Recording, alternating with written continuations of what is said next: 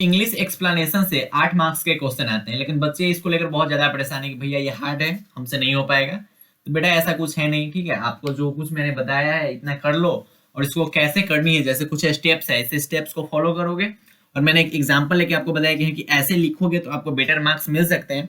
तो पहले आप ये स्टेप्स देख लो कि आपको लिखनी कैसी है, और ये जो दिए गए हैं इसको देख लेना, बस इतना से हो जाएगा, ठीक है।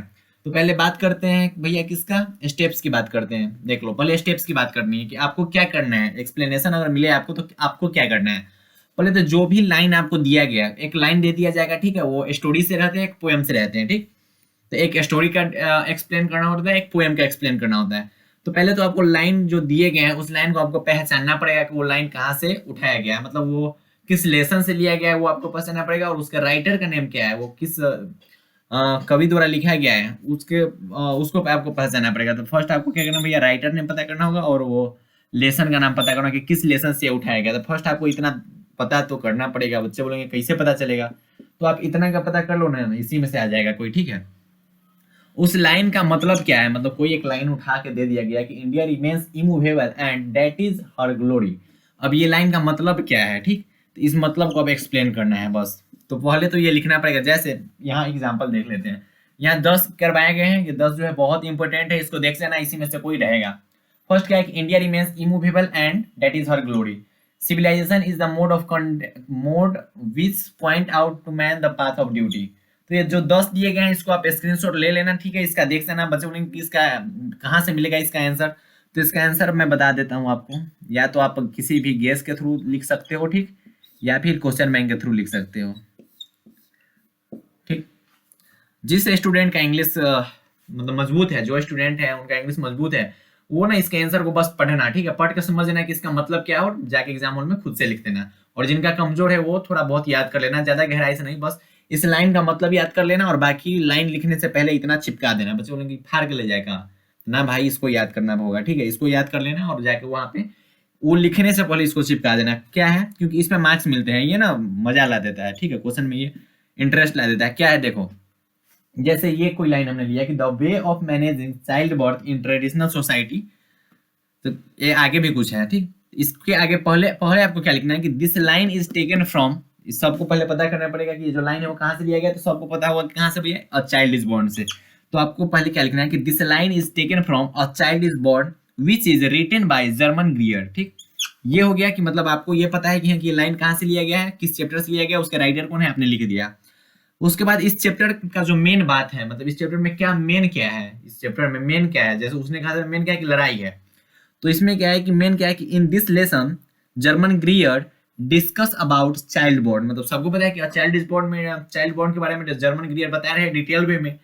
तो मेन पहले आपको राइटर नेम, लेसन का नाम, उसके बाद एक लाइन में वो लिखना है जो इस चैप्टर का मेन है, ठीक है। सबसे मेन बात क्या है, ऐसे हमें नहीं लगता है कुछ गेस वगैरह में ऐसे बताए होंगे, लेकिन ऐसे मैं बता रहा हूँ।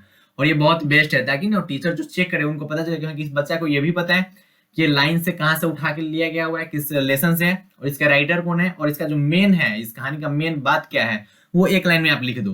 तो इससे कुछ ज्यादा टीचर ना इम्प्रेस हो जाते हैं और अच्छा होता है। अब उसके बाद आपको लाइन का डिस्कशन करना है कि सी से डैट। अब इसका ये क्या है, इस लाइन का डिस्कशन। अब इस लाइन का मतलब क्या है, इसके आगे आपको लिखना है। तो मतलब क्या है कि उससे पहले जो लाइन है उससे पहले इतना आपको याद कर लेना, ठीक है। इसका स्क्रीनशॉट लेके इसको याद कर लेना कहीं लिख के, क्योंकि बहुत बेटर चीज है, इस पे आपको मार्क्स मिलते हैं, ठीक है। मार्क्स ना इसी पे थोड़ा ज्यादा मिलते हैं, इस पे खुश हो जाते हैं टीचर, क्योंकि कुछ ढंग का लिखा है। तो एक्सप्लेनेशन कितने मार्क्स का आता है भैया, 8 मार्क्स का आता है। तो 8 मार्क्स की बात है, छोड़ना मत, ठीक है। पहले आपको तो पता करना होगा कि वो लेसन कौन लिखे हुए हैं, ठीक है, और राइटर नेम और लेसन का नाम क्या है, ठीक है। जो लाइन उठाए गए हैं उसके लेसन का नाम क्या है और राइटर नेम।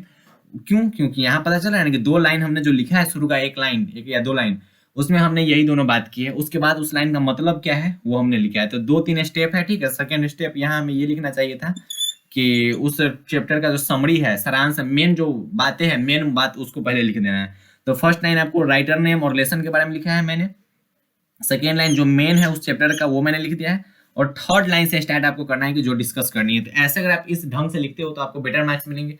जिनका इंग्लिश स्ट्रांग है उनको क्या करना है मैंने बता दिया कि आप ये जितने एक्सप्लेनेशन है आपको गेस से मिल सकते हैं, क्वेश्चन बैंक से मिल सकते हैं, उसको आप पढ़िए, ठीक है, उसको समझ जाइए। उसके बाद एग्जाम हॉल में आप खुद से लिख सकते हो, लेकिन ये थोड़ा याद रखना, ठीक है, ये देख लेना। और जिनको लग रहा है कि भैया हमसे खुद से नहीं लिखा होगा, उनको क्या करना है कि भैया याद कर जाना है, थोड़ा बहुत याद कर जाना है। ये जो 10 है उसमें से कोशिश करना है कि याद कर जाए कुछ। जैसे कुछ मोस्ट इंपोर्टेंट की बात करते हैं तो मोस्ट इंपोर्टेंट में मैं कुछ टिक लगा देता हूँ, उसको थोड़ा देख जाना।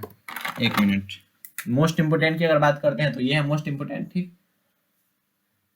ये है मोस्ट इंपोर्टेंट, ये है मोस्ट इंपोर्टेंट जो 22 में पूछे जा चुके हैं।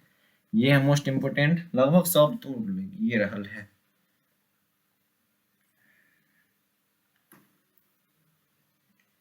एक ये है, तो इस 5 पे थोड़ा ज्यादा ध्यान देना है, ठीक है। ये जो 5 है उस पर थोड़ा ज्यादा ध्यान देना है। और कोई है क्या, ये भी देख लेना।